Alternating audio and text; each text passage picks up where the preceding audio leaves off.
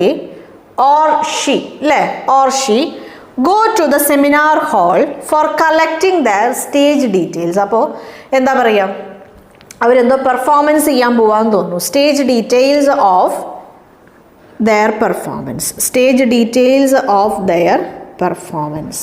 Okay, അപ്പോൾ അവരെന്തോ performance ചെയ്യാൻ പോവുകയാണ്, അവർക്ക് എന്തോ പെർഫോമൻസ് ഉണ്ട്. അപ്പോൾ അതിൻ്റെ സ്റ്റേജിൻ്റെ ഡീറ്റെയിൽസ് കളക്ട് ചെയ്യാൻ വേണ്ടി ഒന്നെങ്കിൽ അവർ പോവും അല്ലെങ്കിൽ അവൾ പോവും, അല്ലേ? ഐദർ ഓർ എന്ന് പറയുമ്പോൾ അതാണ്, ഒന്നെങ്കിൽ അവൾ പോവും അല്ലെങ്കിൽ അവർ പോവും. ഓക്കെ, അപ്പോൾ ഇവിടെ നമ്മൾ പറഞ്ഞു, നമുക്കറിയാം ഐദർ എന്ന് തന്നിട്ടുണ്ട്, ഓർ എന്ന് തന്നിട്ടുണ്ട്.